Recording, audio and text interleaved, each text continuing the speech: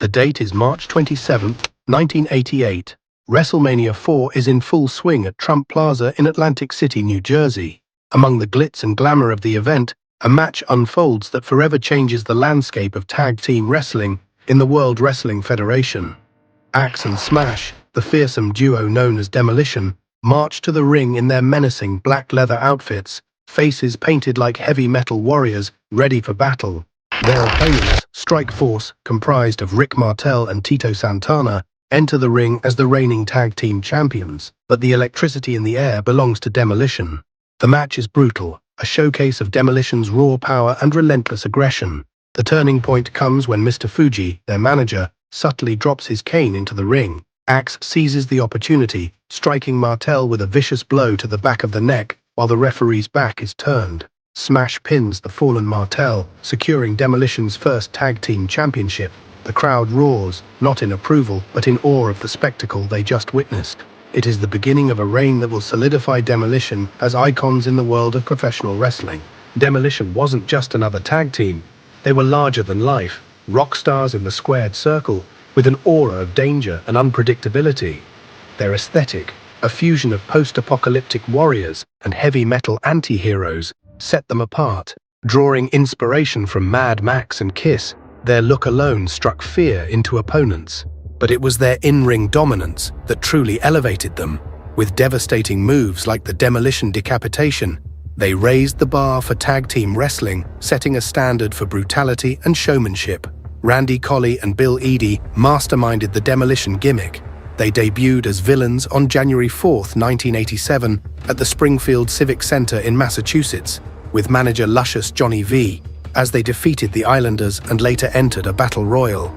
Clad in studded black leather and leather-covered hockey masks, they revealed striking face paint upon entering the ring, while their menacing personas were likened to horror icons Jason Voorhees and Freddy Krueger in interviews. This fusion of dystopian, musical and horror influences made them a standout act in wrestling's golden era.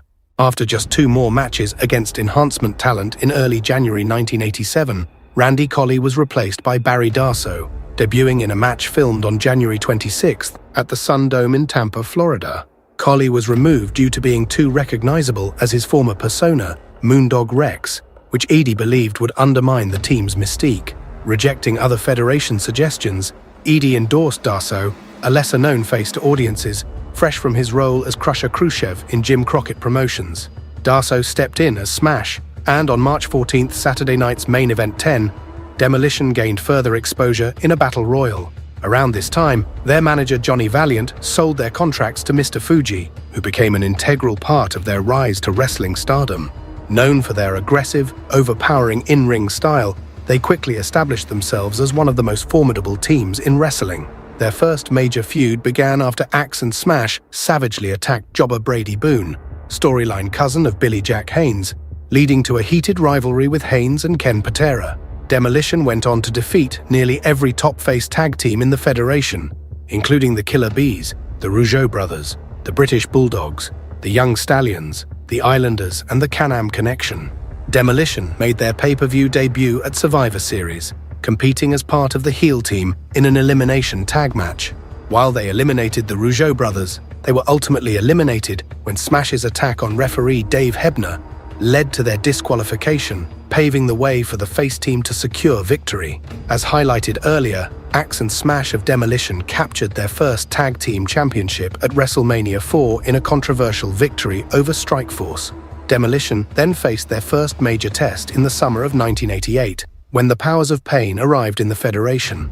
The rivalry reached its dramatic peak at Survivor Series, where Mr. Fuji betrayed Demolition mid-match, siding with the Powers of Pain in a shocking double turn that saw Demolition become fan favorites and the Powers embrace villainy.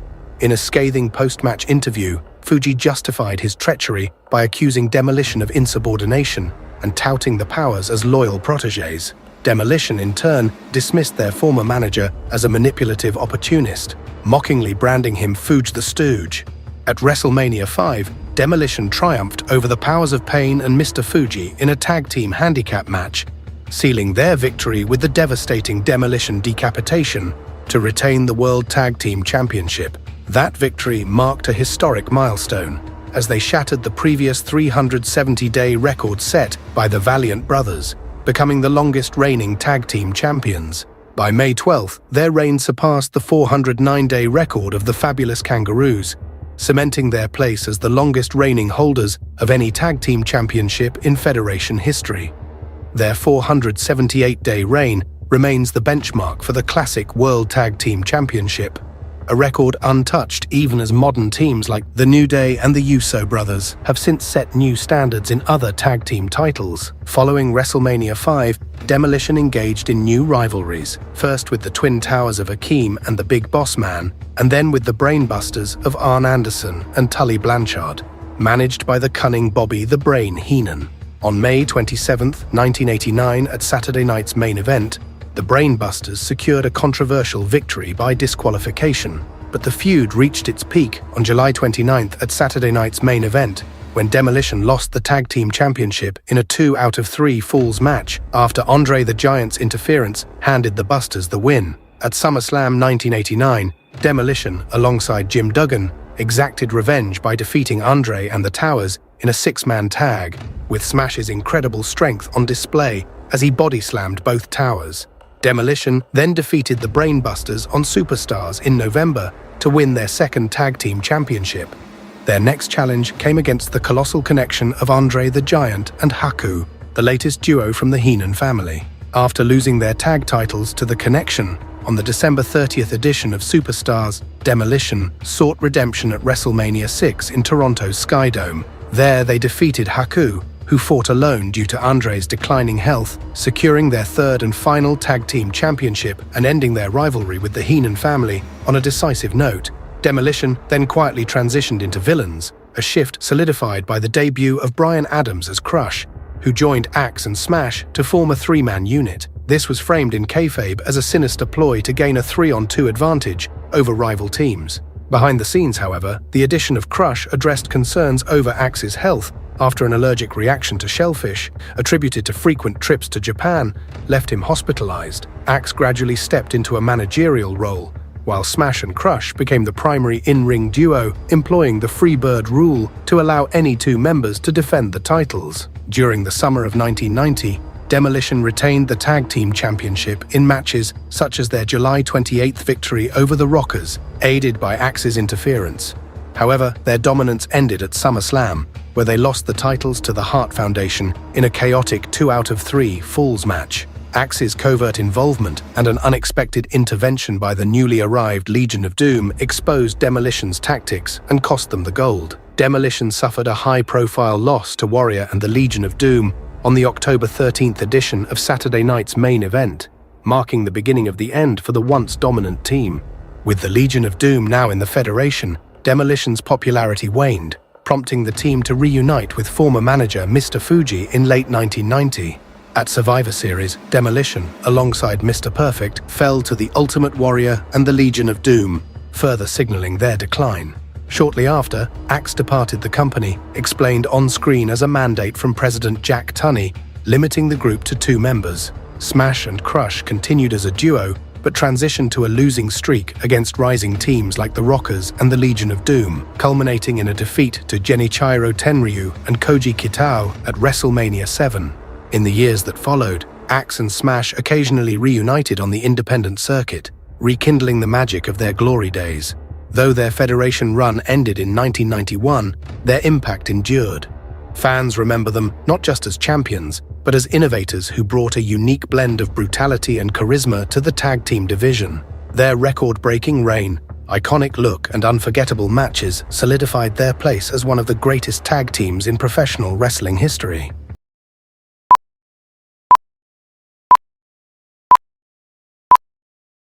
The date is April 2nd, 1995, and the Hartford Civic Center is electric with anticipation. A crowd of over 15,000 fans roars, their eyes glued to the squared circle. WrestleMania 11 is in full swing, but the night belongs to one man, Bam Bigelow. His imposing figure stands tall, his head adorned with his trademark flames tattooed into his scalp as he prepares for his battle against the football legend, Lawrence Taylor. The sheer spectacle of the match is palpable. as two worlds collide in one of the most memorable main events in WrestleMania history. For at the peak of his career, Bam Bigelow stood as a colossus in the wrestling world. His rivalry with Lawrence Taylor not only captivated audiences, but also elevated the WWF to new heights, showcasing the incredible versatility and appeal of professional wrestling. Despite his imposing 6'4", 390-pound frame, Bigelow's agility was extraordinary. He effortlessly executed cartwheels, forward rolls, and dropkicks, showcasing an unparalleled blend of size and athleticism. But there was also a darker side to his stardom, as injuries, substance abuse, and personal demons all haunted him. Today we explore the wild, true-life story of a WWF icon. Scott Charles Bigelow was born on September 1st, 1961, in Asbury Park, New Jersey. From an early age, Scott was no ordinary child. He possessed an immense size and athletic ability that set him apart from his peers. Though he did not graduate, Bigelow earned varsity letters in both football and wrestling.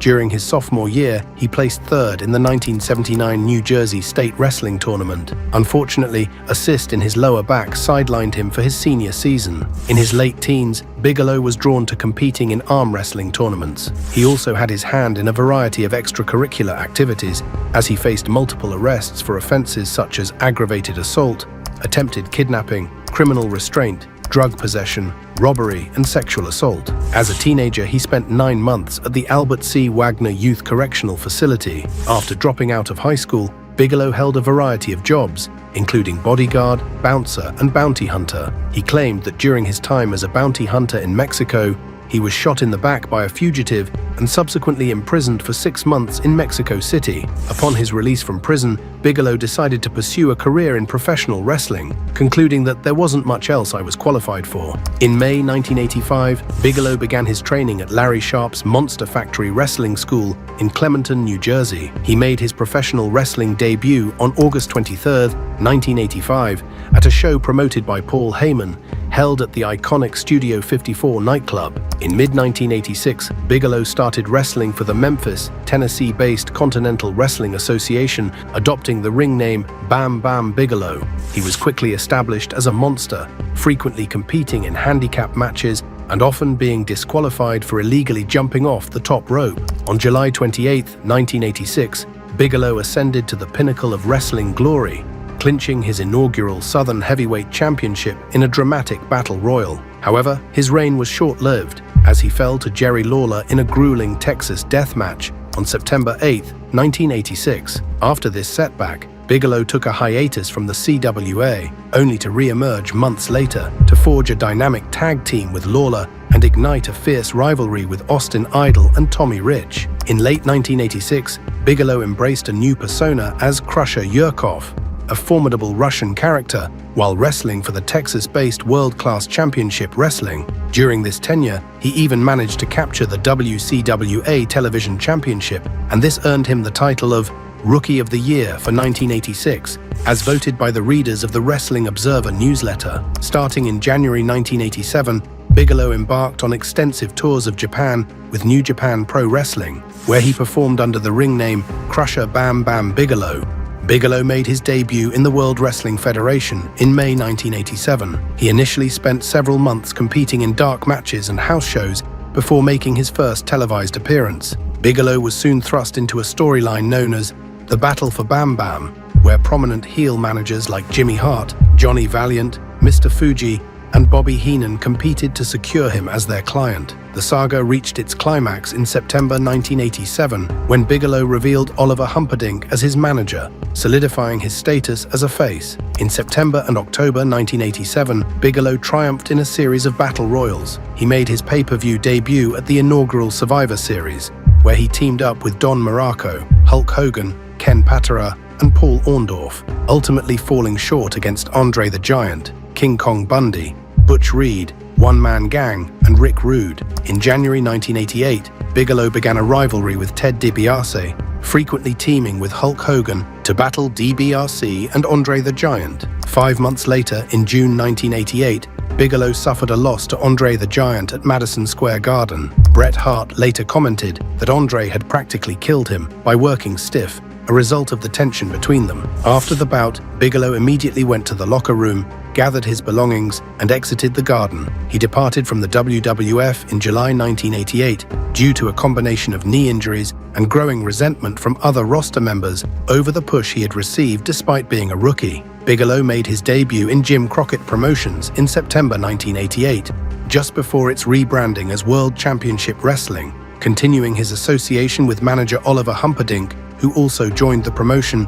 Bigelow swiftly ignited a feud with the Four Horsemen. In November 1988, he contested Ric Flair, the leader of the Four Horsemen, for the NWA World Heavyweight Championship in a dark match at the Charlotte Coliseum, but was unsuccessful. By 1990, Bigelow primarily competed on house shows and made occasional appearances on NWA Power Hour and NWA Main Event. He soon aligned himself with the notorious Sullivan's Slaughterhouse stable, alongside Kevin Sullivan and Cactus Jack. At the Capital Combat pay-per-view in May 1990, Bigelow teamed with Sullivan and Cactus Jack, but they were defeated by Norman the Lunatic and the Road Warriors. In 1992, Bigelow started competing in Mexico for the Universal Wrestling Association, focusing primarily on six-man tag team matches. He frequently partnered with Andre the Giant, with whom he had reconciled after their 1988 confrontation. Bigelow then rejoined the WWF in October 1992, securing a string of victories on WWF Superstars and Wrestling Challenge. He marked his pay-per-view comeback in January 1993 with a decisive win over Big Boss Man at the Royal Rumble. At the King of the Ring pay-per-view on June 13th, Bigelow emerged victorious over Jim Duggan in the quarterfinals and received a bye in the semi-finals. However, he was defeated by Bret Hart in the tournament final, in what was his third appearance in a pay-per-view main event. In the ensuing year, Bigelow engaged in a diverse array of storylines, including a notable role as one of several nefarious wrestlers who intervened in World Heavyweight Champion Yokozuna's defense against The Undertaker, aiding Yokozuna in retaining his title. On the June 27, 1994, episode of Monday Night Raw, Bigelow severed his association with Luna Vachon, shortly after which Ted DiBiase revealed that he had acquired Bigelow's contract. Consequently, Bigelow joined DiBiase's newly formed $1 Million Corporation, and this kicked off an eventful year for Bigelow, culminating at Survivor Series with Bigelow's $1 Million team winning out over Guts and Glory. But the best was still yet to come for Bam Bam.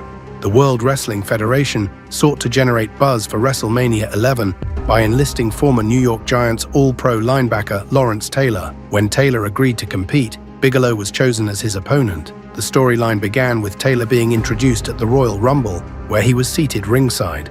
Following Bigelow's defeat by the 1-2-3 Kid, he became incensed upon seeing Taylor laughing. When Bigelow confronted Taylor at ringside, Taylor extended a handshake, but Bigelow responded by shoving him to the ground. On the subsequent episode of Monday Night Raw, Bigelow was temporarily suspended. During an interview with Vince McMahon, Bigelow refused to apologize, instead challenging Taylor to a match anytime, any place. Although Taylor initially declined, he accepted the challenge on February 27, 1995, during the WrestleMania 11 press conference, after enduring repeated insults from Bigelow. And on April 2, 1995, Taylor defeated Bigelow in the main event. The storyline attracted considerable media attention, with coverage from Sports Illustrated, SportsCenter, and USA Today. Bigelow was widely praised for his role in guiding the inexperienced Taylor through the match. But by the end of 1995, Bigelow had become disillusioned with Vince McMahon and the direction of the WWF, and he made his last appearance in the Federation on November 19, 1995, at Survivor Series, where he was defeated by the recently debuted Goldust. The next 10 years for Bam Bam would be filled with appearances at various promotions, including WCW and ECW. Sadly, though, his career fell into a steady decline. This can likely be attributed to the fact that Bigelow was battling a severe addiction to OxyContin. Eventually, his health declined significantly, leading him to rely on Social Security disability benefits. He grappled with a range of ailments, including atherosclerosis, diabetes, and a persistent infection. Additionally, chronic back problems, exacerbated by multiple surgeries, had resulted in a loss of 2 inches in height. This all came to a head on the morning of January 19, 2007, when Bigelow was discovered deceased by his girlfriend in their Hudson, Florida home at just 45 years old. The autopsy revealed that his death resulted from a combination of drugs, including lethal levels of cocaine and benzodiazepines, with atherosclerosis also playing a contributing role.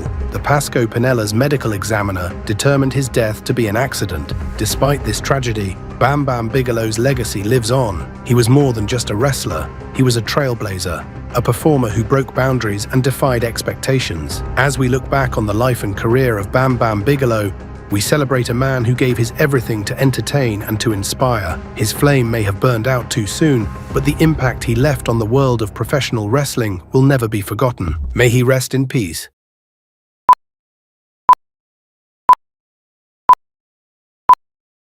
The date is April 5th, 1992, and the Indiana Hoosier Dome in Indianapolis is charged with electricity, packed to the rafters with over 62,000 raucous fans. WrestleMania 8 is in full swing, and the main event is about to begin. As Real American blares through the arena, the beloved Hulk Hogan makes his way to the ring in his signature red and yellow attire. But tonight, something is different. The crowd's cheers are tinged with an undercurrent of anticipation, even trepidation, because across the ring stands a towering figure, a man whose very presence seems to darken the atmosphere. At 6'9" and 317 pounds of chiseled muscle, Sid Justice looms like a colossus. His wild, unkempt hair frames a face contorted with barely contained rage. As he paces the ring, his eyes dart maniacally, promising violence. This is not just another opponent for Hogan. This is a force of nature, a man who has spent months tormenting the Hulkster and now stands poised to usurp his throne as the Federation's top star. The bell rings, and what unfolds is not just a wrestling match, but a clash of titans that will be etched in the annals of sports entertainment history. Sid's raw power and unbridled aggression prove a perfect foil for Hogan's heroic persona. As the two behemoths collide, the crowd is whipped into a frenzy, their loyalties torn between the familiar hero and this compelling new villain. This moment, this match, represents the pinnacle of Sid Justice's first run in the World Wrestling Federation. But how did this small-town boy transform into the psychotic powerhouse that now commanded the attention of millions? Born on December 16, 1960, Sidney Ray Udy's journey to wrestling stardom began in the heartland of Arkansas, where he spent his formative years, in a world far removed from the glitz and glamour of professional wrestling.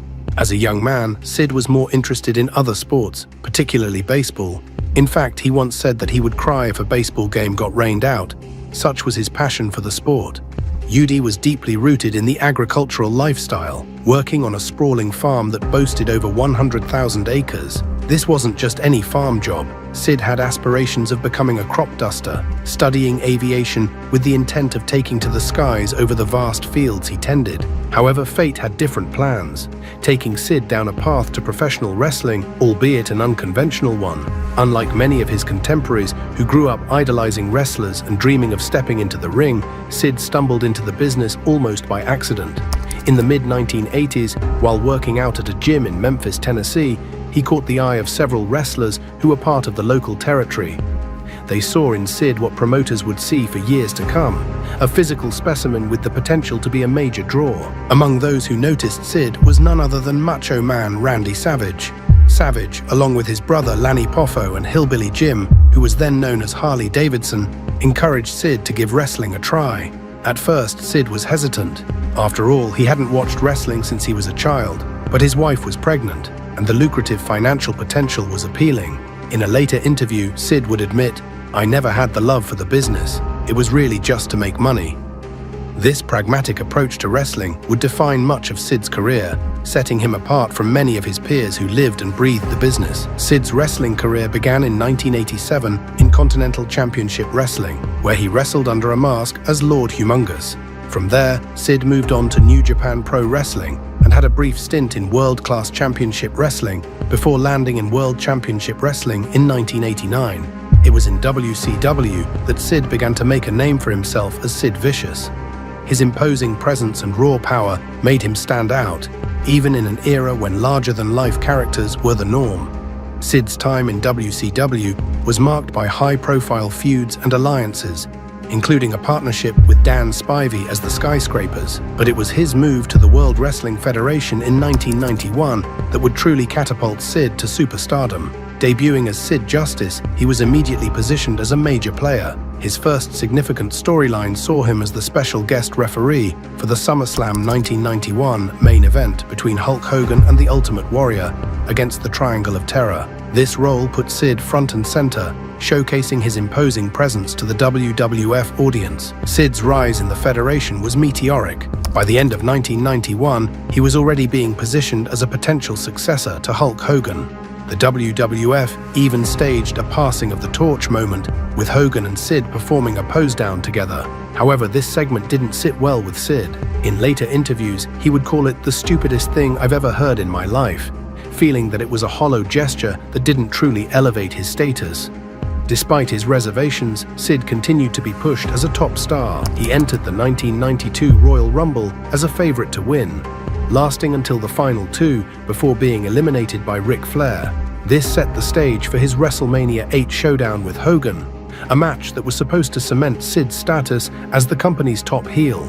However, the aftermath of WrestleMania 8 marked a turning point in Sid's WWF career. Despite the high-profile match and the intense feud with Hogan, Sid left the company shortly after. The reasons for his departure have been debated over the years, with Sid claiming that he was unhappy with his position in the company and the direction of his character. The reality, which UD later revealed, is that sometime in 1991, Sid found himself at a career crossroads, faced with a seemingly irresistible offer from WCW that promised $750,000 in guaranteed money, a significant increase from his $250,000 WWF salary. Despite initially deciding to make the jump back to WCW, Vince McMahon intervened, persuading Sid to remain with the WWF by dangling the prospect of a substantial payday from WrestleMania 8. Yet this promised windfall never materialized, leaving Sid feeling disillusioned and resentful about the financial opportunity he had foregone. After leaving the WWF, Sid returned to WCW for a brief stint, but this run was cut short by a notorious incident in October 1993. During a tour in England, Sid was involved in a hotel room brawl with Arn Anderson that resulted in both men being stabbed with scissors. Fellow wrestler 2 Cold Scorpio intervened in the altercation, an act widely credited with saving Anderson's life. The incident led to Sid's release from WCW and left a black mark on his reputation in the industry.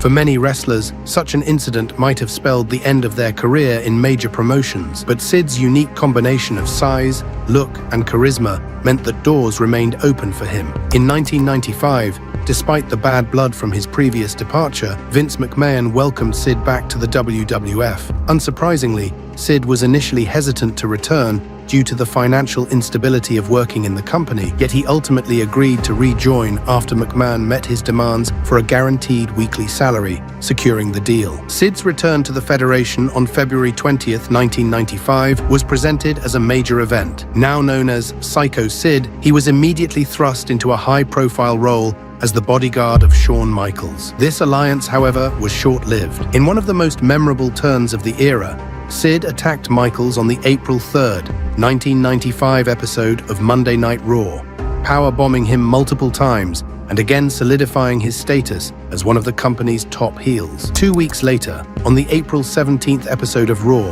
the $1 Million Man unveiled Sid as the crown jewel of the $1 Million Corporation. The feud with Shawn Michaels would define much of Sid's 1995 run, as well as a notable non-title match against Intercontinental Champion Razor Ramon. Although this second WWF run would be interrupted by injury, a serious neck injury sidelined him in late 1995, forcing him to take time off, and he soon took on a role as an advertising representative in California while he recovered. This setback could have derailed Sid's career, but it ultimately set the stage for his most successful period in the Federation. Sid returned to WWF television in July 1996. Initially as a babyface, his comeback was marked by increased intensity and crowd support. The fans, who had once booed him as a villain, now cheered his devastating powerbomb finisher. The pinnacle of this period came on November 17th, 1996, at the Survivor Series pay-per-view. In front of a wild crowd in Madison Square Garden, Sid defeated Shawn Michaels to win his first WWF Championship, yet his first reign as champion lasted just 2 months until January 19th, 1997, when he lost the title back to Michaels at the Royal Rumble. Nevertheless, his status as a main event player was now firmly established. Just over a month later, on February 17, 1997, Sid regained the championship by defeating Bret Hart on an episode of Monday Night Raw. This second reign would lead Sid to the main event of WrestleMania 13 on March 23rd. In a full-circle moment, Sid found himself headlining the Federation's biggest show of the year, just as he had 5 years earlier. This time, his opponent was The Undertaker. The match was a hard-hitting affair, showcasing Sid's power against The Undertaker's mystique. In the end, The Undertaker emerged victorious, ending Sid's second championship reign.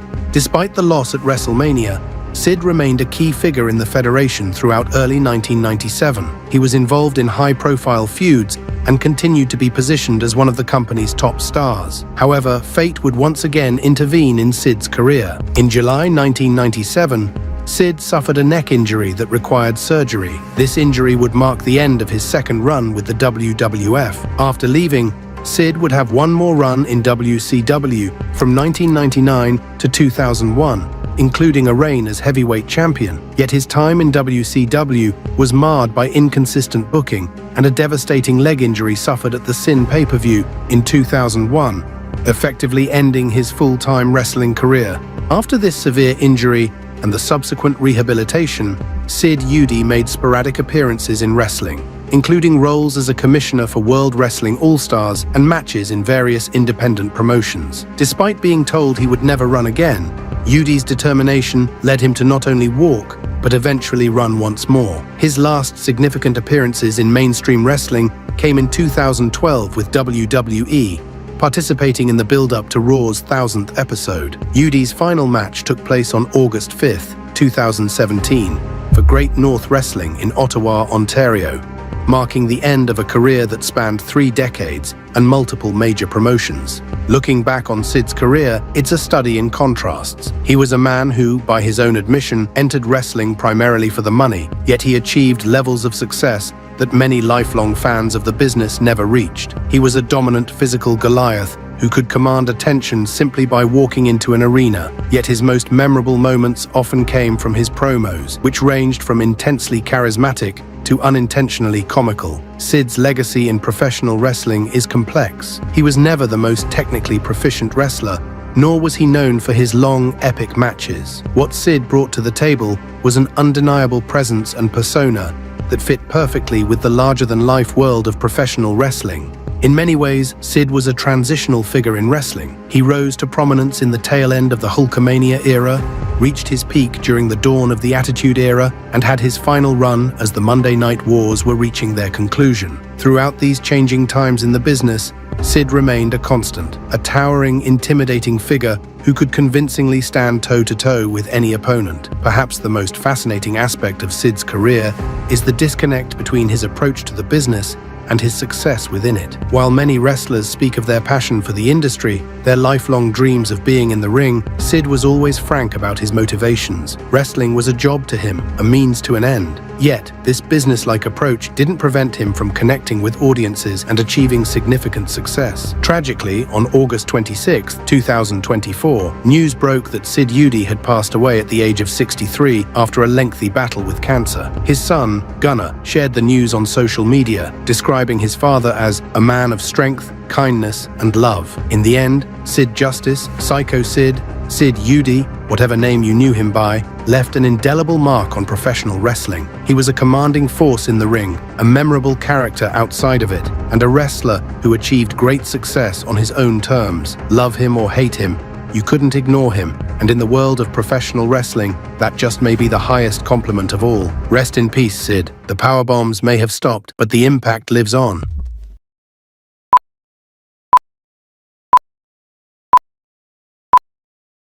The date is April 7th, 1986. The Los Angeles Memorial Sports Arena is electric with anticipation. In one corner stands the defending WWF champion Hulk Hogan, his trademark red and yellow attire gleaming under the arena lights.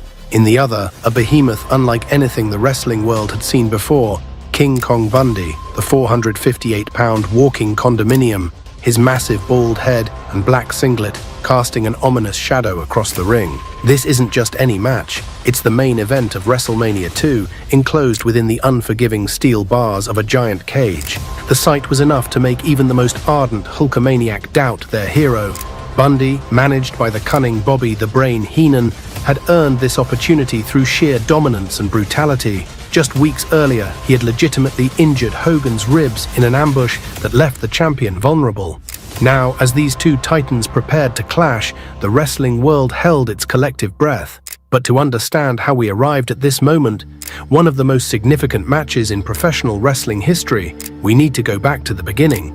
Before he was King Kong Bundy, he was Christopher Allen Pallies, born on November 7, 1955 in Woodbury, New Jersey. At Washington Township High School in Sewell, he wasn't just another big kid. He was a legitimate heavyweight wrestler, capturing 2 regional titles before graduating in 1974. The path to professional wrestling began at Larry Sharp's legendary Monster Factory in Belmore, New Jersey. On March 7, 1981, Pallies made his debut for the World Wrestling Federation under the name Chris Kanyon, claiming his first victory against Strong Kobayashi 4 months later. But it was in Texas, with world-class championship wrestling, where the legend of King Kong Bundy would truly begin to take shape. Initially introduced as Big Daddy Bundy, Pallies underwent a dramatic transformation that would define his career. Following a heated dispute with the Von Erich family, he aligned himself with manager Gary Hart and emerged as King Kong Bundy, a name that perfectly captured his imposing presence. This feud with the Von Erichs led to him losing his hair, inadvertently creating the distinctive look that would make him instantly recognizable for the rest of his career. Bundy then began to hone his craft in various territories, including a notable stint in the American Wrestling Association and Georgia Championship Wrestling, where he and the Masked Superstar captured the NWA National Tag Team Championship from the legendary Road Warriors. It was during his time in Mid-South Wrestling that Bundy developed one of his most memorable characteristics, the demand for a 5 count during pinfalls, a psychological tool that emphasized his complete dominance over opponents.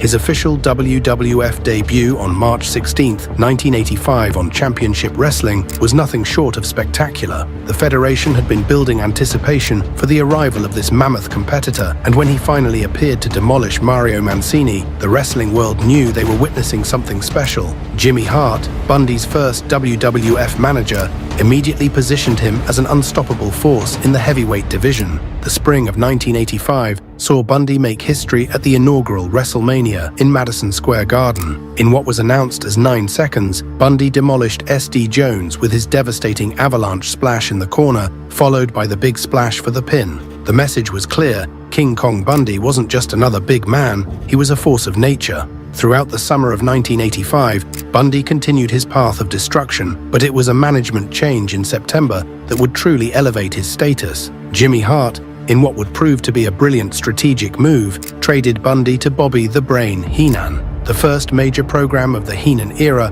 saw Bundy target Andre the Giant, a feud that would help establish him as a credible threat to any wrestler, regardless of size. The angle began when Bundy interfered in one of Andre's matches, delivering multiple avalanche splashes that legitimately broke the Giant's sternum. This attack led to a series of highly anticipated confrontations, including 2 memorable tag team matches on Saturday night's main event in late 1985. The first of these matches, aired on October 3, 1985, saw Bundy team with Big John Studd against Andre and Tony Atlas. The second match raised the stakes even higher, as Andre partnered with champion Hulk Hogan against the heel duo. These matches helped establish Bundy as not just a singles competitor, but as a versatile performer who could work effectively in tag team situations. The feud with Andre reached its climax at Madison Square Garden on September 23, 1985, in a match billed as the Colossal Jostle. While Bundy didn't win the match, the program established him as one of the few wrestlers who could credibly stand toe-to-toe with the 8th wonder of the world. As 1985 drew to a close, Bundy set his sights on an even bigger target, WWF champion Hulk Hogan. The build to their eventual WrestleMania II confrontation began at Saturday night's main event, where Bundy and the Magnificent Muraco launched a brutal assault on Hogan. The attack was so severe that it legitimately bruised Hogan's ribs, adding a layer of realism to their upcoming feud. The steel cage match at WrestleMania II on April 7, 1986 was more than just a championship bout. It was a clash of titans that helped establish WrestleMania as wrestling's premier event. Despite Bundy's impressive showing and several near falls, Hogan would ultimately retain his title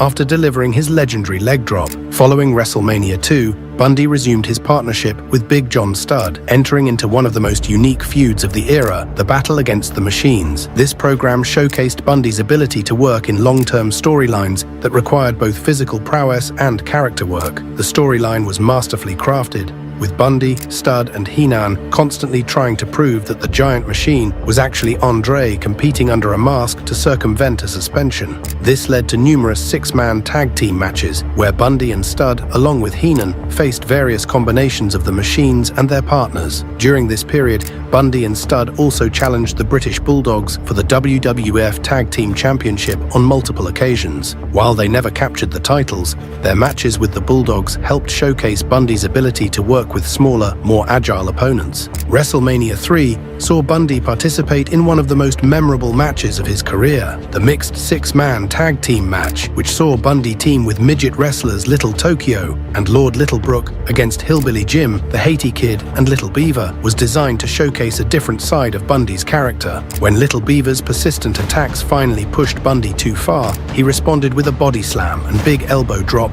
that got his team disqualified and turned his own partners against him. Later that year, Bundy achieved another career milestone when he advanced to the finals of the 1987 King of the Ring tournament. Though he ultimately lost to Randy Savage, the tournament showed that Bundy could work multiple matches in one night and maintain his imposing presence throughout. His November 1987 count-out victory over Hulk Hogan on Saturday night's Main Event 13 proved that he was still a credible threat to the champion, even though he would lose the rematch on the following episode. After departing the Federation in early 1988, Bundy entered a period of semi-retirement, making only sporadic appearances in various promotions. Bundy's return in the fall of 1994 as part of the $1 Million Corporation marked the beginning of his final run with the company. His pay-per-view return at the 1994 Survivor Series was successful, as he and Bam Bigelow were the sole survivors of their match against Lex Luger's Guts and Glory team. While he entered the 1995 Royal Rumble as a favorite, his elimination by Mabel after just 3 minutes suggested that times had changed. His final WrestleMania appearance came at WrestleMania 11, where he faced The Undertaker in a match that, while not reaching the heights of his earlier WrestleMania moments, still showed flashes of the dominance that had made him famous. Following his retirement from full-time competition, Pallies joined a class-action lawsuit against WWE, accusing the company of neglecting the long-term neurological injuries suffered by wrestlers. The suit alleged that WWE routinely failed to provide adequate care and deliberately misrepresented and concealed the severity of these injuries. The lawsuit was ultimately dismissed in September 2018. Anthony Mango of Bleacher Report suggested that Pally's participation in the lawsuit may have been a significant factor in the company's reluctance to induct him into their Hall of Fame. Beyond the wrestling ring, Pallies ventured into pop culture with memorable appearances in television, film, and even advertising. He had a recurring role on Married with Children, where the Bundy family name was a nod to him. From playing a bumbling mover in the Richard Pryor film, moving to a wrestling mentor on Weird Science, his larger-than-life persona left a mark. Pallies later pursued stand-up comedy, proving his charisma extended well beyond the squared circle. Sadly though, Pallies passed away on March 4, 2019 at his home in Glassboro, New Jersey, at the age of 63, succumbing to complications from diabetes. Looking back at the career of King Kong Bundy, we see more than just a monster heel or an imposing figure. We see a pioneering performer who helped define what a super heavyweight could be in professional wrestling. His combination of size, agility, and character work set a standard that would influence generations of big men who followed.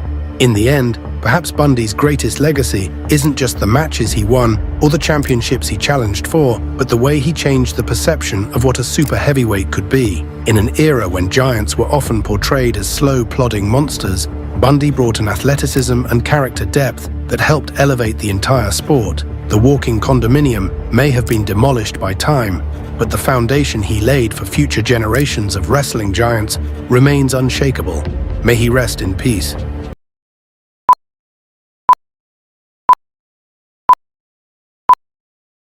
The date is March 29, 1987. The Pontiac Silverdome is electric, with over 93,000 fans packed to the rafters for WrestleMania III. Among the night's stacked card, a six-man tag team match showcases one of professional wrestling's most innovative performers. The Dynamite Kid's compact but muscular frame moves with an uncanny explosiveness that belies his recent injuries. Teaming with his British Bulldogs partner, Davey Boy Smith, and the technically sound Tito Santana, Dynamite appears to be in his element on wrestling's grandest stage. Yet beneath the surface, his body is already beginning to betray him. The match ultimately ends in defeat when Danny Davis pins Santana, but few in attendance could have known they were witnessing one of Dynamite Kid's final marquee matches in the World Wrestling Federation. Thomas Billington, better known as the Dynamite Kid, represented both the pinnacle of athletic innovation in professional wrestling and the devastating toll the sport could take on the human body. His appearance at WrestleMania III came at what should have been the prime of his career at age 28, but a combination of injuries, drug use, and his own reckless intensity would soon force him from wrestling's biggest stage. The Dynamite Kid's story is one of meteoric rise and tragic fall, a cautionary tale of pushing the human body beyond its limits in pursuit of greatness. Born on December 5, 1958, in Goulburn, England, Billington grew up in a working-class mining community where toughness wasn't just admired, it was essential.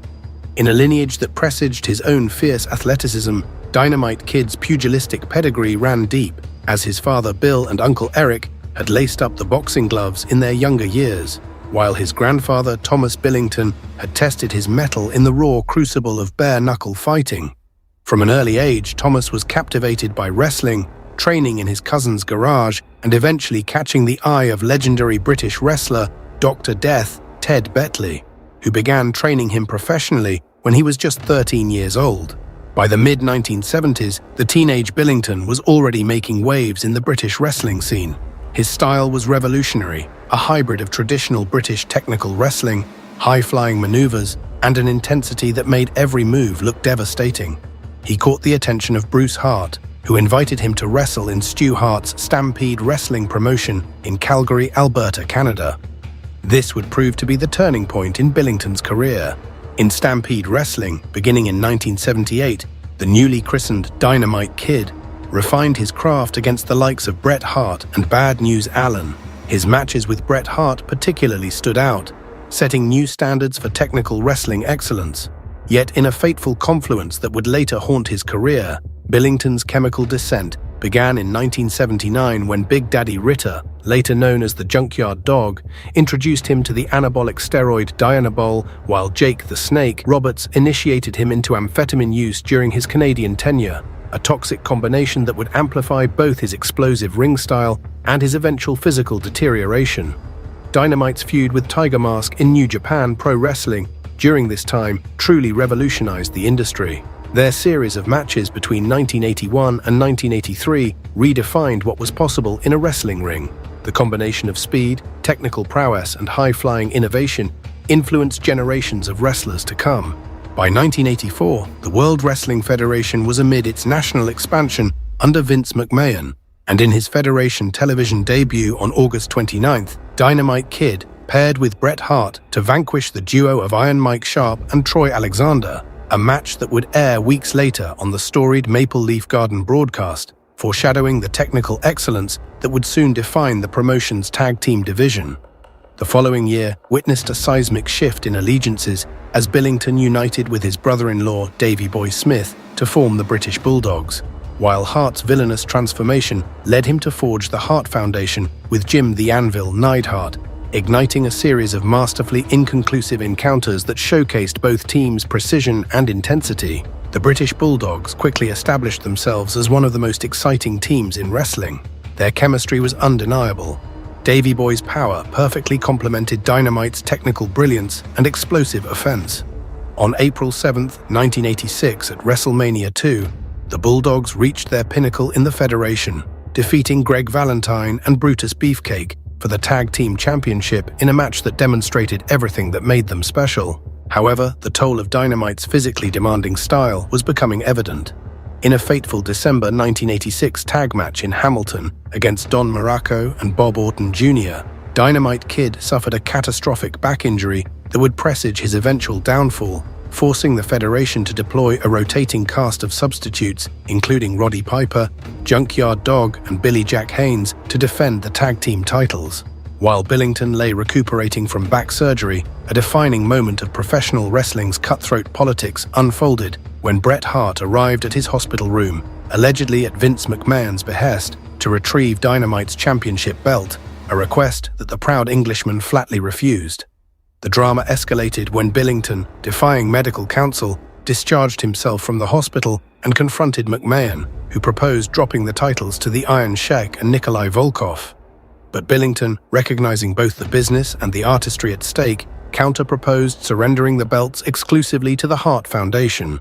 McMahon relented, and in an epoch-defining moment on January 26, 1987, the British Bulldogs relinquished their titles to the Hart Foundation in a match that would air on Superstars of Wrestling, though the spectacle was notable for its peculiarity, as Dynamite Kid, still ravaged from back surgery, could barely maintain vertical posture. Through clever booking that protected his compromised condition, Dynamite was dispatched early via Jimmy Hart's megaphone, a narrative device that spared him from extensive in-ring participation. Yet this match marked the British Bulldogs' effective descent from the championship echelon, as their subsequent encounters with elite teams would invariably conclude in anticlimactic stalemates. Double disqualifications, countouts, and time-limit draws became their new narrative reality. Dynamite's WrestleMania III appearance, while memorable, marked the beginning of the end of his Federation run. The British Bulldogs continued to perform through 1988, but Dynamite's physical condition deteriorated rapidly. His final Federation match came at the Survivor Series, where he and the Bulldogs participated in a 10-team elimination match. Shortly after, he left the company, returning to Stampede Wrestling and Japan for brief runs. Renowned for his legitimate toughness, Billington's notoriously stiff wrestling style blurred the lines between performance and combat, earning both reverence and wariness from his peers. Billington's volatile backstage feud with Jacques Rougeau escalated into a notorious incident where Rougeau struck him with a fistful of quarters, shattering several teeth. However, it wasn't this clash that drove Billington from the Federation, but a principled dispute with management over complimentary plane tickets, a resignation that unexpectedly prompted Davey Boy Smith to follow suit. The years following his Federation departure revealed the devastating impact of his career choices. His marriage to Michelle Smadou ended in divorce amid allegations of domestic abuse. His physical condition worsened, with multiple surgeries failing to address his mounting health issues. By 1991, at just 33 years old, he was forced to retire from full-time competition. By his early 40s, he was confined to a wheelchair, his body broken down from years of punishment in the ring and the effects of steroid and pain medication abuse. Financial struggles followed, forcing him to sell his house and move in with relatives. In his 1999 autobiography, Pure Dynamite, he detailed both his triumphs and his regrets, providing a sobering look at the darker side of professional wrestling. His final years were marked by continued health struggles. In 2013, he suffered a stroke, further limiting his mobility. He passed away on his 60th birthday, December 5, 2018, leaving behind a complex legacy. On one hand, he was one of the most innovative and influential performers in wrestling history, someone who changed the very language of professional wrestling. On the other, his life serves as a cautionary tale about the dangers of pushing beyond human limitations in pursuit of excellence. Watching footage of Dynamite Kid in his prime, the crisp technical execution, the explosive power, the seamless integration of high-flying moves, it's easy to understand why he was so revered by his peers. Bret Hart, himself one of wrestling's greatest technicians, often cited Dynamite as the best wrestler he ever worked with. The praise wasn't just for his in-ring ability, but for his commitment to making every match feel real. Every move look devastating. His story reminds us that innovation often comes at a price, and that physical ambitions must be balanced with self-preservation. In the end, Thomas Billington changed professional wrestling forever, but that change came at the cost of his own health, mobility, and quality of life. His legacy lives on in the performances of countless wrestlers who were inspired by his work, even as his personal story serves as a reminder of wrestling's capacity to both elevate and destroy its most dedicated practitioners.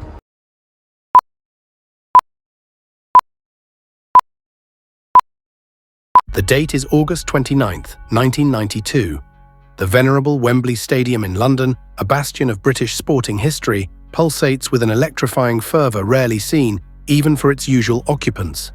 Today, however, the roar is not for football, but for the spectacle of professional wrestling, as the unprecedented thrill of SummerSlam unfolds. Amidst the pageantry and pyrotechnics, a figure emerges from the shadows, a man whose very presence conjures images of concrete walls and unforgiving steel. This is Nailz, an ex-convict character brought to life by the imposing physique and intense gaze of Kevin Wacholz. He strides to the ring, clad in an orange jumpsuit that screams institutionalization, his eyes fixed on his opponent, Virgil.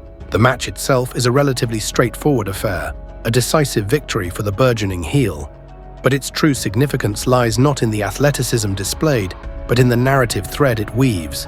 Nailz is an enigma, a force of malevolent retribution, and his nascent career in the World Wrestling Federation is blooming with destructive promise.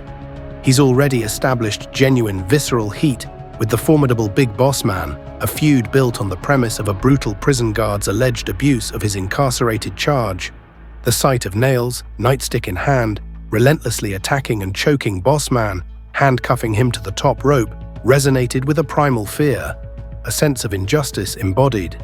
The audience initially was captivated, intrigued by this chilling portrayal of a man wronged, seeking vengeance. This victory over Virgil, a trusted ally of the Big Boss Man, further cements Nailz's trajectory.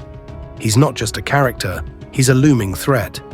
The feud with Boss Man escalates, culminating in a vicious nightstick match at Survivor Series. And then a truly tantalizing prospect emerges, a confrontation with the macabre and seemingly invincible Undertaker. The two engage in a chilling stare-down on Superstars, a moment so impactful it graces the cover of the company's magazine. Nailz is on the cusp of something monumental. He's being positioned for a significant push, a main event caliber presence, a legitimate monster heel. The wrestling world holds its breath, anticipating the havoc this enigmatic ex-con will unleash. But the trajectory, so steep and promising, suddenly veers off course, plummeting into an abyss of whispers and speculation. Just as Nailz seems poised to explode onto the main event scene, he vanishes, leaving behind a wake of unanswered questions. The wrestling community, accustomed to the meticulously crafted narratives of the Federation, finds itself grappling with a genuine mystery. What happened to Nailz becomes a recurring lament among fans, a question that lingers for years, shrouded in rumor and conjecture. The true story, far more dramatic and impactful than any on-screen storyline, involved a legitimate, volatile physical altercation backstage with the most powerful man in professional wrestling, Vince McMahon. This explosive encounter, allegedly over a financial dispute, would not only end Kevin Wacholz's Federation career, but would forever brand him as a man who dared to cross the uncrossable line, earning him a place on an unspoken yet very real blacklist. To truly understand the sudden, abrupt halt of Nailz's ascent, we must rewind and examine the journey of Kevin Patrick Wacholz, the man behind the orange jumpsuit. Born on April 17, 1958, Wacholz embarked on his wrestling career in 1982, a path forged not in traditional wrestling schools, but through the raw, unrefined proving ground of a Toughman contest. This early experience undoubtedly instilled in him a certain grit, a willingness to engage in direct physical confrontation, traits that would later define his most memorable character. His early years saw him traverse the varied landscapes of the professional wrestling territories: Tennessee, Montreal, Central States, and the Pacific Northwest, each stop a crucible in which he honed his craft and developed his in-ring persona. In 1985, Wacholz adopted the moniker Thor for World-Class Championship Wrestling in Texas. That same year, he brought this strongman gimmick to Bill Watts Mid-South Wrestling, a territory renowned for its hard-hitting, no-nonsense style. His ventures extended even to the international stage, with a stint in New Japan Pro Wrestling in 1986, demonstrating an early willingness to explore different wrestling cultures and adapt his style. However, it was in the American Wrestling Association that Wackholtz truly began to carve out a name for himself. Debuting as Kevin Kelly in 1984, he initially served as a babyface mid-carder, a stepping stone for many aspiring wrestlers. By 1986, through sheer force of will and a burgeoning charisma, he had transformed into a formidable top heel, even challenging for the coveted World Heavyweight Championship. It was here he adopted the more refined, yet equally arrogant moniker of Mr. Magnificent Kevin Kelly. He successfully orchestrated chaos with managers like the cunning Sherry Martel. By 1988, he had established himself as a legitimate main event threat, challenging for world championships and forming tag teams before departing just as the American Wrestling Association began its death spiral. Little did he know, his most dangerous confrontation still lay ahead, not with any opponent in the ring, but with the most powerful man in wrestling itself. For the World Wrestling Federation, the undisputed titan of professional wrestling, beckoned. Wackholtz, still operating as Kevin Kelly, had a couple of tryout matches in 1989, but a contract was not forthcoming at that time. After the AWA's demise, the opportunity arose again. In May 1991, he received another tryout, defeating Brian Costello and Gary Jackson in dark matches, a sign that the Federation was finally taking notice of his potential. The transformation was complete in early 1992. Wackholtz re-emerged as Nailz, a character meticulously crafted to capitalize on his imposing physique and menacing presence. The narrative, delivered through a series of chilling promos, presented Nailz as an ex-convict, unjustly abused by his former prison guard, the Big Boss Man. He was a wronged man, a harbinger of vengeance, a figure whose very existence challenged the established order. On May 30th, following Bossman's quick victory over Dave Roulette on an episode of Superstars, Nailz, in his iconic orange jumpsuit, launched his brutal assault, repeatedly striking Bossman and choking him with his own nightstick. The scene was visceral, impactful, and instantly established Nailz as a force to be reckoned with. His early Federation run was a string of decisive victories against jobbers, building his reputation as an unstoppable force. The win over Virgil at SummerSlam was a stepping stone, a demonstration of his destructive path. He continued to escalate his aggression, attacking Sergeant Slaughter in September 1992. The feud with Bossman, now fully recovered from the initial assault, continued to simmer, reaching its violent crescendo at Survivor Series, where Bossman ultimately defeated Nailz in a nightstick match. This marked the official conclusion of their on-screen rivalry. However, even before the Bossman feud was fully resolved, the Federation machine was already envisioning a grander future for Nailz. He initiated a new, even more compelling feud with The Undertaker. Their spine-chilling stare-down on an episode of Superstars was more than just a moment. It was a statement. The image captured for the cover of the company's magazine in January 1993 solidified Nailz's position as a legitimate main event contender, a dark mirror to Undertaker's own ominous presence. He even had a few matches against the then-champion Bret Hart, though these were losses, and a brief untelevised feud with the Ultimate Warrior, further indicating the high-level opponents he was being groomed to face. The stage was set. Nailz was on the precipice of becoming a truly significant figure in the Federation. But then the curtain fell, not gradually, but with a thunderous, jarring crash. The date was December 14, 1992, at a house show in Green Bay, Wisconsin. The details remain contentious, but the essence is clear. Kevin Wackholtz and Vince McMahon had a heated argument over money. According to Bret Hart's autobiography, Wackholtz cornered McMahon in his office, subjecting him to a 15-minute tirade. Hart, just down the hall, recalled hearing a loud crash, which he attributed to Wackholtz knocking McMahon over in his chair and violently choking him. John Nord, another wrestler, reportedly stood guard at the door, preventing any intervention. The consequences were immediate and absolute. Wackholtz was summarily released from his contract, his promising career with the company extinguished in a single explosive moment. The official reason for his disappearance was never fully explained on television, leaving fans to speculate and wonder. The true story, however, was far more brutal and unceremonious. He had dared to lay hands on the architect of the Federation Empire, an act deemed unforgivable. This incident ignited a prolonged and acrimonious legal battle between Vackholtz and the Federation. In the ensuing lawsuits, Vackholtz made explosive claims, alleging that McMahon had supplied him with steroids on multiple occasions. McMahon vehemently denied these accusations. The legal skirmishes escalated further when Vackholtz filed a wrongful termination lawsuit, adding the sensational claim that McMahon had sexually assaulted him. The Federation, in turn, filed a counterclaim against Vackholtz. Ultimately, both suits were dropped, a mutual cessation of hostilities that left many questions unanswered, but reinforced the notion of a complete and irreparable rupture between the two men. The most public and arguably most damaging aspect of this conflict came in 1994, when Vackholtz testified against Vince McMahon during his highly publicized federal trial on charges of supplying steroids to Federation wrestlers. Vackholtz, under oath, claimed that McMahon had instructed him to take steroids. This testimony, if believed, could have been devastating for McMahon. However, Vackholtz's credibility was undermined. During cross-examination, his testimony was inconsistent, at times contradictory, and ultimately failed to hold up under scrutiny. McMahon, despite the allegations and the public spectacle, emerged victorious from the trial, acquitted of all charges. The judge and jury, it seemed, found Nailz's testimony lacking in consistency and reliability. This outcome further cemented Vackholtz's status as a pariah within the wrestling establishment, particularly within the Federation.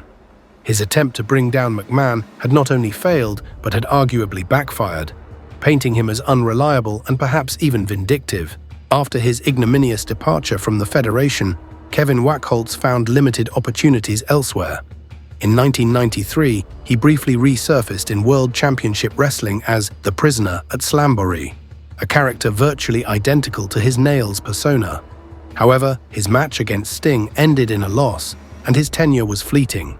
He made a few more scattered appearances from 1997 to 1998, primarily in dark matches and house shows, indicating a minor, almost forgotten presence rather than a significant return.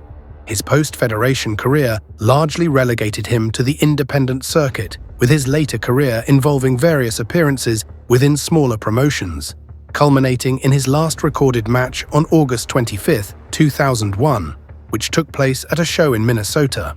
The story of Nailz is a cautionary tale, a stark reminder of the often unseen power dynamics within professional wrestling. He was a character with immense potential, a rising star poised for greatness, a force that genuinely captivated audiences. His feuds were compelling, his presence undeniable, and his trajectory was clearly set for a main event run. Yet, in an instant, it all evaporated. The alleged physical confrontation with Vince McMahon, the subsequent legal battles, and his ultimately unsuccessful testimony at the steroid trial collectively ensured that his promising career with the Federation would be forever curtailed. He dared to challenge the established order, to confront the man at the very pinnacle of the industry, and for that, he paid the ultimate price, relegated to the annals of what-if stories in professional wrestling history. A man who, despite his talent and momentum, was truly blacklisted by Vince McMahon.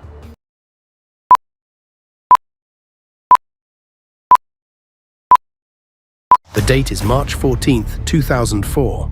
The air within Madison Square Garden crackles with an electric energy that only the most momentous of occasions can generate. 20,000 of the most ardent wrestling fans fill the arena to capacity. Their collective anticipation is palpable, a living, breathing entity unto itself. This is WrestleMania 20, the self-proclaimed grandest stage of them all, and tonight it's living up to its moniker in spectacular fashion. As the final bell reverberates through the hallowed halls of the Garden, a moment of profound catharsis unfolds. Chris Benoit, the Canadian crippler, stands triumphant in the center of the ring. Tears stream down his weathered face, carving paths through the sweat and blood of battle. In his hands, he clutches the World Heavyweight Championship, its gold gleaming under the arena lights, a tangible symbol of a lifelong dream realized. Joining him is Eddie Guerrero, his longtime friend and rival, the WWE Championship draped proudly over his shoulder. The sight of these two men, undersized by traditional wrestling standards and often underappreciated despite their technical brilliance, standing tall as the industry's top champions, is nothing short of revolutionary. This moment represents the culmination of over 2 decades of sacrifice, dedication, and an unwavering passion for the art of professional wrestling. Both Benoit and Guerrero had traversed the globe honing their craft. They had weathered the political storms of an often cutthroat business, fought against stereotypes and preconceptions, and pushed their bodies to the absolute limit in pursuit of their dreams. Now, on wrestling's biggest stage, they stood as living proof that skill, determination, and an unbreakable will could indeed conquer all. The narrative of Chris Benoit's ascension would continue to unfold in the weeks following this crowning achievement. Just weeks later, alongside Edge, another respected technical virtuoso, Benoit captured the World Tag Team Championship. This victory elevated the rabid Wolverine to the rarefied air of double champion status, a testament to his versatility and dominance within the squared circle. This period marked the zenith of Benoit's illustrious career, a time when all the stars seemed to align in perfect harmony. He had reached the pinnacle of his profession, earning the respect and admiration of his peers, the adoration of fans worldwide, and universal recognition as one of the greatest technical wrestlers ever to grace the ring. Benoit's matches were masterclasses in the art of professional wrestling, combining breathtaking athleticism with a physical intensity that few could match. His trademark diving headbutt and crippler crossface submission hold had become iconic, eliciting thunderous reactions from crowds night after night. Yet the story of Chris Benoit would not conclude with the storybook ending that seemed all but written in the spring of 2004. Instead, it would spiral into a nightmare so dark and horrifying that it would forever alter the landscape of professional wrestling. On June 25th, 2007, in a quiet suburb of Fayetteville, Georgia, local law enforcement made a grim discovery that would send shockwaves through the wrestling world and beyond. Chris Benoit, the beloved champion and technical wizard, had committed an unthinkable act of violence. He had murdered his wife, Nancy, and their 7-year-old son, Daniel, before taking his own life in a final devastating act of self-destruction. The revelation left the wrestling community reeling, struggling to reconcile the image of Chris Benoit, the performer, with Chris Benoit, the man, now revealed as the perpetrator of an unconscionable crime. Fans who had cheered his name and worn his merchandise now found themselves grappling with a complex mix of emotions, including shock, anger, confusion, and a deep, pervasive sadness. How could a man celebrated for his intensity, work ethic, and in-ring excellence become the central figure in one of professional wrestling's darkest chapters? To understand the tragedy, we must first understand the man, his journey, and the world he inhabited. Christopher Michael Benoit was born on May 21, 1967 in Montreal, Quebec, Canada. From a young age, Benoit was captivated by the larger-than-life characters and athletic spectacle of professional wrestling. He idolized the Dynamite Kid, Tom Billington, whose innovative high-flying style and technical prowess would serve as a blueprint for Benoit's own in-ring persona. At the age of 12, Benoit had his first encounter with the business that would define his life, attending a wrestling event where he was mesmerized by the performances of Bret Hart and the Dynamite Kid. By his late teens, Benoit's passion for wrestling had evolved into an obsession. He began training in Stu Hart's infamous Dungeon, the same gym where some of the industry's greatest talents honed their craft through grueling workouts and punishing submission holds. It was here that Benoit developed the technical skills and toughness that would become his trademark. Benoit made his professional debut in November 1985, shortly after his 18th birthday, for Stu Hart's Stampede wrestling promotion. From the outset, it was clear that the young Canadian possessed a rare combination of athleticism, intensity, and technical proficiency. He quickly established himself as a rising star, capturing the Stampede British Commonwealth Mid-Heavyweight Championship in 1988. During this same period, Benoit also ventured to Japan to compete for New Japan Pro Wrestling. It was in the land of the rising sun that Benoit truly came into his own, refining his hard-hitting style and earning the moniker the Pegasus Kid. His matches against the likes of Jushin Thunder Liger and Black Tiger set new standards for junior heavyweight wrestling, blending high-flying maneuvers with intricate mat work and bone-crushing suplexes. Benoit's time in Japan also saw him capture his first major championship, defeating Liger for the IWGP Junior Heavyweight Championship in August of 1990. This victory established Benoit as a force to be reckoned with on the global wrestling scene. As his reputation grew, Benoit began to attract attention from promotions in the United States, and in 1992, he made his debut for World Championship Wrestling. However, it wasn't until 1993 that Benoit would make his first significant impact in American wrestling, joining Paul Heyman's Extreme Championship Wrestling. In ECW, Benoit found a platform that allowed him to showcase his intensity and technical skills to a new audience. His feud with Sabu, which culminated in a critically acclaimed match at November to Remember 1994, led to Benoit accidentally breaking Sabu's neck within the opening seconds of the match. Following the match, a distraught Benoit retreated to the locker room, overwhelmed by the fear that he might have paralyzed his opponent, prompting Paul Heyman to seize upon this intense moment and solidify Benoit's crippler persona, thus intertwining the wrestler's genuine concern for his craft with his on-screen character development. In late 1995, Benoit returned to WCW, setting the stage for what would be a career-defining run. He quickly aligned himself with the Four Horsemen, the legendary stable led by Ric Flair. This association lent Benoit instant credibility and put him in the mix with some of the biggest names in the industry. Momentum continued to build, and as the new millennium approached, Benoit found himself embroiled in some of WCW's most compelling storylines. His rivalry with Booker T over the television championship produced a series of noteworthy matches, while his involvement in the New World Order storyline showcased his ability to hang with the promotion's top stars. This run culminated in Benoit's victory over Sid Vicious to claim the World Heavyweight Championship at Sold Out on January 16, 2000. However, it was Benoit's association with Eddie Guerrero, Dean Malenko, and Perry Saturn, collectively known as the Radicals, that would set the stage for the next phase of his career. Frustrated with WCW's creative direction and lack of opportunities for smaller, technically gifted wrestlers, the quartet made the shocking decision to jump ship to the World Wrestling Federation. Following his debut, Benoit immediately established himself as a major player, swiftly ascending the WWF ranks by capturing his inaugural title at WrestleMania 2000 by pinning Chris Jericho in a high-stakes triple threat match that saw him wrest the prestigious Intercontinental Championship from Kurt Angle's grasp mere weeks after his debut. This victory kicked off a year of success for Benoit as he engaged in memorable feuds with Jericho and Angle, producing a string of classic matches that showcased his athletic talent and growing character work. The following year saw Benoit continue to climb the ranks, forming a successful tag team with Chris Jericho and capturing the Tag Team Championship. However, Benoit's momentum was derailed in May 2001 when he suffered a severe neck injury. Many feared this could be a career-ending setback, but Benoit's legendary work ethic and determination saw him return to the ring in 2002, picking up right where he left off. The next few years saw Benoit firmly established as one of WWE's top performers. He captured the United States Championship, engaged in memorable feuds with Eddie Guerrero and Brock Lesnar, and consistently delivered show-stealing performances. But it was in 2004 that Benoit would reach the pinnacle of his career. On January 25, 2004, Benoit entered the Royal Rumble match as the #1 entrant. In a Herculean performance that lasted over an hour, Benoit outlasted 29 other competitors to win the match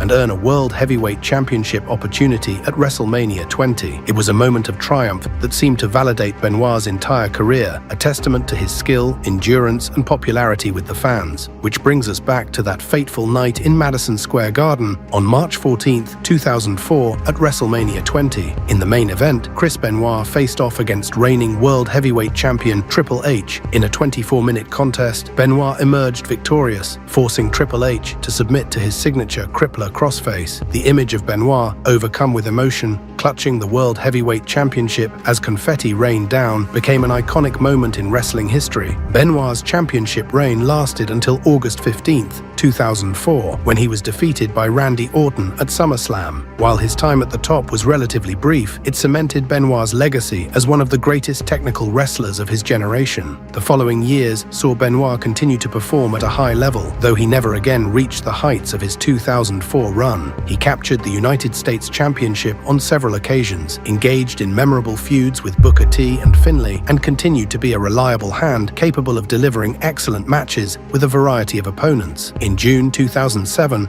Benoit was scheduled to face CM Punk for the vacant ECW Championship at the Vengeance Night of Champions pay-per-view. However, Benoit no-showed the event, with WWE initially announcing that he was absent due to a family emergency. The truth, as the world would soon learn, was far more horrifying. On June 25, 2007, police discovered the bodies of Nancy, Daniel, and Chris Benoit in their Fayetteville home. The details that emerged were shocking. Benoit had murdered his wife and son before taking his own life over the course of a weekend. The wrestling world and the wider public struggled to comprehend how Benoit could be capable of such a gruesome act. In the aftermath of the tragedy, numerous theories emerged attempting to explain Benoit's actions. Some pointed to the effects of repeated concussions and chronic traumatic encephalopathy, a degenerative brain condition found in Benoit's post-mortem examination. A toxicology report revealed the presence of Xanax, hydrocodone, and elevated testosterone levels in Benoit's system, with the latter attributed to synthetic hormone treatment. The chief medical examiner posited that this testosterone elevation might have been due to ongoing treatment for a deficiency, potentially stemming from previous steroid abuse or testicular insufficiency. Crucially, the report concluded that there was no evidence linking these substances to Benoit's violent actions, effectively ruling out the popular roid rage theory as a catalyst for the tragic murder-suicide. This nuanced finding underscored the complex interplay of factors at work, challenging simplistic narratives about the role of performance-enhancing substances in Benoit's downfall. Julian Bales, the head of neurosurgery at West Virginia University, conducted extensive tests on Benoit's brain, and the findings indicated an advanced form of dementia, eerily similar to the conditions observed in retired NFL players who had suffered multiple concussions and subsequently experienced depression and violent behavior. This leads us to speculation regarding a potential motive. In 2003, Nancy Benoit had filed for divorce, citing domestic abuse, but she withdrew the petition shortly after. According to a 2008 report by the Atlanta Journal-Constitution, based on information from the Fayette County Sheriff's Office, tensions in the Benoit household may have been exacerbated by Nancy's suspicions of an extramarital affair involving her husband and a female WWE colleague. The report also suggested that disputes over a life insurance policy might have contributed to the couple's conflicts. For fans and fellow wrestlers alike, reconciling the Chris Benoit they thought they knew with the man who committed these heinous acts remains a challenge. His in-ring accomplishments, once celebrated, are now overshadowed and tainted by this disgustingly implausible ending. WWE has essentially erased Benoit from its official history, rarely acknowledging his existence. The story of Chris Benoit is ultimately a tragedy of Shakespearean proportions, serving as a somber footnote in wrestling history. It's a reminder of the human cost of entertainment, the fragility of the human psyche, and the complex, often contradictory nature of our heroes. As fans, we're left to grapple with a legacy that's as complicated as it is tragic, forever changed by those fateful days in June 2007. Thank you for watching.